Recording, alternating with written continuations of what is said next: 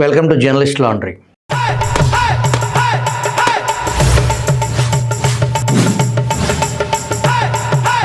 ఎవరి సజ్జన్ జిందాల్ 64 సంవత్సరాల ఈ ముసలోడు పెన్షన్ తీసుకునే వయసులో ఈ పెంట పనులు రేప్ కేసులు ఏంటి అనుకుంటున్నారా? డబ్బు మదంతో కొవ్వెక్కి కొట్టుకునే రకాల్లో ఇదొక రకం. ఇటువంటి సన్నాసులకు జగన్ రెడ్డి మద్దతు పుష్కలం. జగన్ రెడ్డి అతని పార్టీ ఇటువంటి తప్పుడు పనులు చేసే డర్టీ ఫెలోస్ని ఏనాడైనా మందలించిన పరిస్థితి మీరు విన్నారా? పిలిచి గడ్డి పెట్టకపోగా వెధవలను సమర్థించటం వైసీపీ పార్టీ నైజం. గోరంట్ల విప్పి చూపించిన వీడియో వైరల్ అయ్యింది. నాడు సజ్జల ప్రెస్ మీట్ పెట్టి అది గోరంట్ల మాధవది కాదు అన్నారు. ఆయనది కాదని ఈయనకి ఎలా తెలుసో మనకు తెలియదు. వేరే ఎవరిదో అని లండన్ నుంచి వచ్చిందని తెలుగుదేశం వ్యక్తుల కుట్రని అడ్డగోలు గడ్డి కరిచారు. నిన్న అనంతబాబు రోత, అంతకుముందు విజయసాయిరెడ్డి కడుపు భాగోతం, దానికి ముందు గంట అరగంట. మూలంలోనే భ్రష్టత్వం. నాయకుడే రోగి అయినప్పుడు వీరిని మందలించాలని ఆశించటం అత్యాశే అవుతుంది. సరే, అసలు విషయానికి వద్దాం. 64 సంవత్సరాల ఒక ముసలోడు సజ్జన్ జిందాల్ అపర కుబేరుడు. JSW steels, JSW energy, JSW holdings, JSW infrastructure, Vijayanagar minerals, Jindal Praxair air oxygen company, J software solutions company, JSW building systems, JSW sports, JSW cement company, GM motor India, JSW defence and aerospace, వీటికి chairman Sajjan Jindal.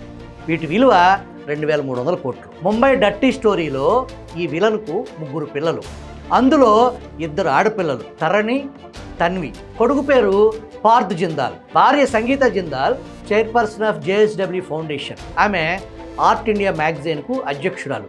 అది ఒక ప్రముఖ art magazine. ఈ ముసలోడు ఈ పనుల్లో artist అనమాట. JSW foundation 2009-2019లో CSR activity కింద గోల్డెన్ పికాక్ అవార్డు గెలుచుకుంది. మాజీ పార్లమెంట్ సభ్యుడు ఓం ప్రకాష్ జిందాల్ కొడుకే ఈ సజ్జన్ జిందాల్. ఇతని తమ్ముడు నవీన్ జిందాల్ కూడా గతంలో పార్లమెంట్ సభ్యుడు. ఇప్పుడు చెప్పండి, సజ్జన్ జిందాల్తో లింకు సజ్జలకు ఉంటుందా, మాజీ ముఖ్యమంత్రి జగన్మోహన్ రెడ్డికి ఉంటుందా? జిందాల్ స్థాయి జగన్మోహన్ రెడ్డిదా, సజ్జలదా? సజ్జల కేవలం గుమస్తా. సజ్జల పాలేరుతనం గురించి మనం చెప్పక్కర్లా. పాలేరు యజమాని చెప్పినట్టు పనిచేస్తాడా లేదా? ఇక్కడ కూడా సజ్జల అక్షరాల చేసింది పాలేరుతనం. మెయిన్ స్ట్రీమ్ మీడియా పాలేరుని మాత్రమే టార్గెట్ చేస్తుంది, మూలాల్లోకి వెళ్ళటం లేదు. ఇంత పెద్ద విషయం బయటకు వస్తే అసలు ఏం జరిగింది, ఏ స్థాయిలో ఎవరు ఇన్వాల్వ్ అయ్యారు అని హోంమంత్రి ప్రెస్ మీట్ పెట్టి ప్రజలకు వాస్తవాలు తెలియచేయాలి. జిందాల్తో జగన్ రెడ్డి మిలాఖాతులు తేల్చాలి. 2019లో తిరుపతిలో ఇండియన్ ఇన్స్టిట్యూట్ ఆఫ్ టెక్నాలజీ అనే సంస్థను నాటి కేంద్ర మంత్రి స్మృతి ఇరానీ, అప్పటి సీఎం చంద్రబాబు నాయుడు శంకుస్థాపన చేశారు. 2023లో ఐఐటి తిరుపతి అనే సంస్థకు చైర్మన్గా సజ్జన్ జిందాల్ను నియమించారు మన జగన్ రెడ్డి. ఐఐటి తిరుపతికి chairperson of the board of గవర్నర్స్గా ఇప్పటికీ జిందాల్ కొనసాగుతున్నారు. ఈ నియామకం పాలేరు చేస్తాడా, యజమాని చేస్తాడా? జగన్ జిందాల్ను ఎందుకు నియమించారంటే మంచి పోటుగాడని నియమించారేమో మనకు తెలియదు. డబ్బు కోసం ఏ గడ్డి కరవటానికైనా జగన్మోహన్ రెడ్డి సిద్ధం అనేదానికి కొన్ని వందల వేల ఉదాహరణలు ఉన్నాయి. నాడు కడపలో జిందాల్ ఉత్తుత్తి ఉక్కు కర్మాగారం శంకుస్థాపన చేశారు. ఎక్కడ ముంబై, ఎక్కడ బెజవాడ, ఏకంగా ఐపీఎస్ అధికారులు ఒక ఆడపిల్లను వేధించటమా? ఈ వ్యవహారంలో తవ్విన కొద్దీ కొత్త విషయాలు బయటకు వస్తాయి. ఈ సజ్జన్ జిందాల్పై ముంబైలో సినీ నటి పెట్టిన అత్యాచారం కేసును గుట్టుగా సెటిల్ చేసేందుకే ఆ నటి, ఆమె తల్లిదండ్రులపై విజయవాడలో అక్రమ కేసు బనాయించి అరెస్టు చేస్తారా? ఈ మురికి పనిలో అప్పటి విజయవాడ సిపి కాంతి రాణా తాత, డీసీపీ విశాల్ గున్ని అధికార దుర్వినియోగం చేసి ఈ అరాచకానికి, ఈ దారుణానికి పాల్పడ్డారు. బాధిత మహిళ ఆమె తల్లిదండ్రులను బెదిరించి నోరెత్తకుండా చేశారు. వారు చెప్పిన దానికల్లా అంగీకరించిన తర్వాతే ఆమెను బెయిల్పై బయటకు తీసుకొచ్చారు. ఈ తప్పుడు కేసులో ఫిర్యాదుదారు కృష్ణా జిల్లా పరిషత్ మాజీ చైర్మన్ కుక్కల నాగేశ్వరరావు కుమారుడు, వైఎస్ఆర్సీపీ నాయకుడు కుక్కల విద్యాసాగర్. కుక్కల విద్యాసాగర్ది కృష్ణా జిల్లా మవ్వ మండలం కోసూరు గ్రామం. మరి ఎన్టీఆర్ జిల్లా ఇబ్రహీంపట్నంలో ఎఫ్ఐఆర్ ఎందుకు నమోదు చేశారు? నాటి విజయవాడ పోలీస్ కమిషనర్ కాంతి రాణా తాతాకు జగన్ రెడ్డి ఈ కేసును చాలా పర్సనల్గా అత్యంత గోప్యంగా ఉంచమని ఆదేశించడం. అంతేకాదు, ఇంకొక ట్విస్ట్ ఉంది. ఇబ్రహీంపట్నం జోగి రమేష్ స్వగ్రామం. జోగి రమేష్ పర్యవేక్షణలో ఒక గెస్ట్ హౌస్లో సినీ నటి కుటుంబాన్ని రోజుల పాటు నిర్బంధించారు. జోగి రమేష్ ఎవరు? జగన్ గుండికాయ. మరి నాటి విజయవాడ పోలీస్ కమిషనర్ కాంతి రాణా తాత ఎవరు? జోగి రమేష్ ఏరి కోరి తాత రాణాను విజయవాడ పోలీస్ కమిషనర్గా నియమించుకున్నారు. వీరిద్దరూ కలిసి చాలా మంచి పనులు చేశారు.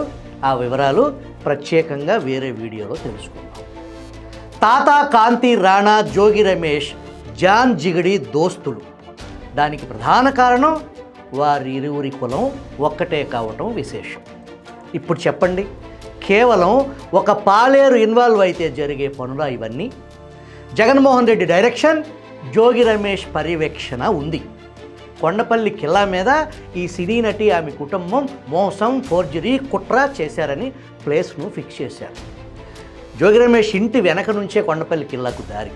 ఆ ముంబై మహిళ తండ్రి వయసు 70 సంవత్సరాలు, తల్లి వయసు 66 సంవత్సరాలు. వాళ్ళు కొండపల్లి కిల్లా మీద ఈ మోసం కుట్ర చేశారు.